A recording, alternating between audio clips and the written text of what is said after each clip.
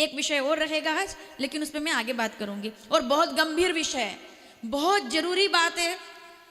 6 शास्त्र, 18 पुराण और 4 वेद का सार है इस बात में, जो मैं बोलने अभी आपसे और बोल ही देती हूं मैं।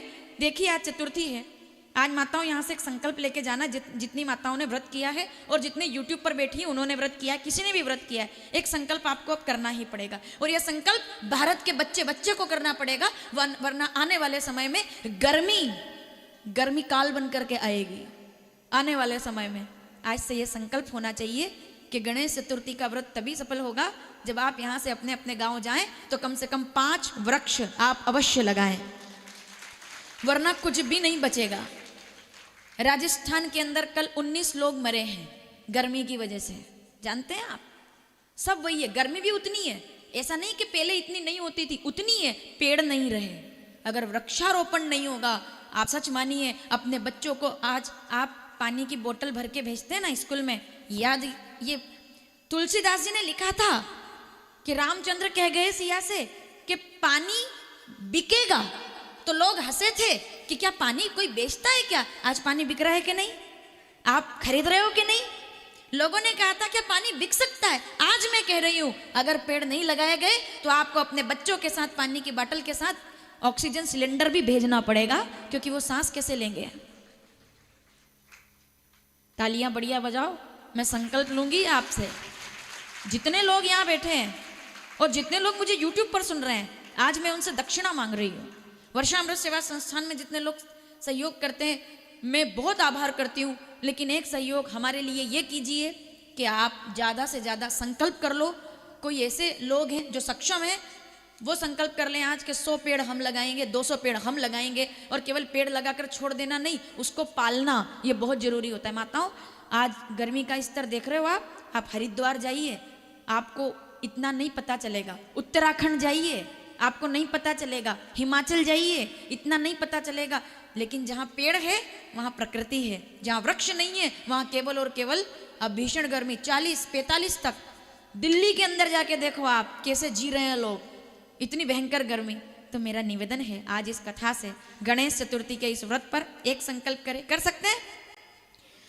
ये संकल्प होना चाहिए, ये संकल्प सबको करना चाहिए कि हम पौधारोपण करेंगे और उसे वृक्ष बनाएंगे। केवल पौधारोपण नहीं करेंगे, संकल्प अधूरा हो जाएगा। उसे वृक्ष बनने तक हम उसका पालन करेंगे। और आने वाली पीढ़ी के लिए केवल ईंट पत्थर मकान से बना हुआ बिल्डिंग नहीं, उनके लिए एक पेड़ लगा कर जाएंगे, ताकि आने वाली पीढ़ी ऑक्सीजन के लिए सिलेंडर ना ढूंढने पड़े।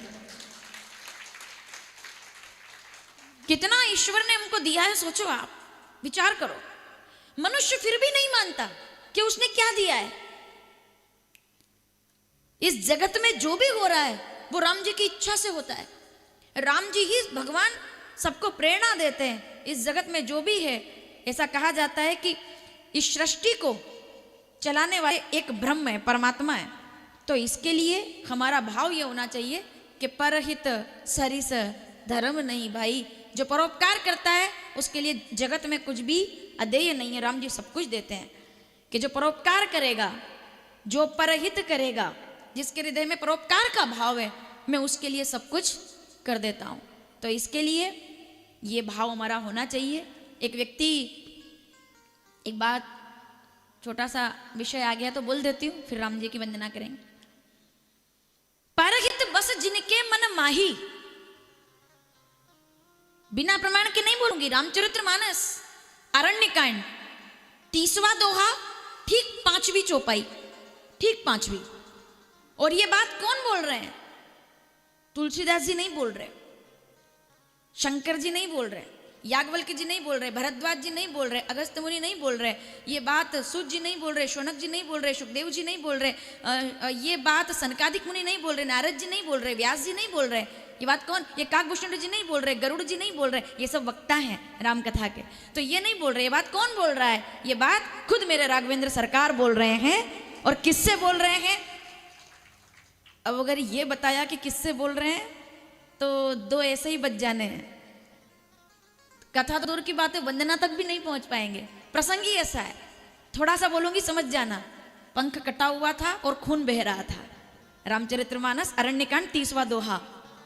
पंख कटा हुआ था, खून बह रहा था। तो उनने कहा कि जो किसी को नहीं मिलता वो राम मुझे कैसे मिल गए? जन्म जन्म मुनि जतन कराई अंत राम मुझे कैसे मिल गए? मैं तो अधम पक्षी हूं, इच्छा मृत्यु मुझे कैसे मिल गई? तब राम जी ने कहा था, प्यारे सीता तुम्हारी कुछ भी नहीं लगती थी तो भी रावण के सामने तुम उड़े और तुम्हारा उसने पंख काट दिया और तुम धरती पर गिर पड़े। बताओ तुम्हें कैसा लग रहा है? तो वो कहते हैं, नाथ दशानन यह गति कीनी। मुस्कुरा के कहा, बोले नहीं नहीं, रावण को धन्यवाद है। क्यों? कि अगर उसने मेरा पंख ना काटा होता तो मुझे राम जी की गोदी में प्राण त्यागने का सौभाग्य कोई ना मिलता। पहले तो पंडित जी का आभार है, लेकिन उसने सीता जी का हरण किया ऐसे। गिद्धराज जटायु, और जटायु से कहते हैं श्री राम। उनने कहा मुझे कैसे मिल गई ये मुक्ति? उनने कहा जिसके हृदय में परहित, जो परोपकार करता है, जिसके हृदय में परहित बसा हुआ है, तिन कहूं जग कछु दुर्लभ नहीं। परोपकार के लिए वृक्ष हवा हमें ऑक्सीजन देते, हमें उनका सम्मान। अब आप देखिए सनातन में जितने वृक्षों की पूजा है सब पर्यावरण के पक्ष में है। सनातन ने क्या कहा? पीपल की पूजा करो। सनातन ने बिना विज्ञान के आधार पर कोई बात नहीं की। पीपल की पूजा करो, नीम की पूजा करो, आम की पूजा करो, हर त्योहार का अपना अपना वृक्ष है। एक वट की पूजा करो, आज शमी की पूजा करो, चतुर्थी है, शमी की पूजा करनी चाहिए, वहां दीपक लगाना चाहिए। बिलपत्र के जड़ में दीपक लगाना चाहिए। दीपक क्यों लगाना चाहिए इसका पूरा विस्तार आज आप सुनोगे कि दीपक लगाने से, मंदिर में दीपक लगाने से, नदी में दीपक लगाने से, अमावस्या पर दीपदान करने से, वृक्षों के सामने दीपक लगाने से क्या मिलता है उसका प्रसंग आज का हमें आएगा, इसलिए मैं अभी विस्तार नहीं दे रही हूं। तो ये सब क्यों होता है उसके पीछे कारण था कि अगर पूजा करेंगे तो जल चढ़ाएंगे, जल चढ़ाएंगे तो अपने आप वृक्षों को जल मिलेगा और पौधे लगाए जाएंगे। ये विज्ञान और सनातन का ऐसा मेल था।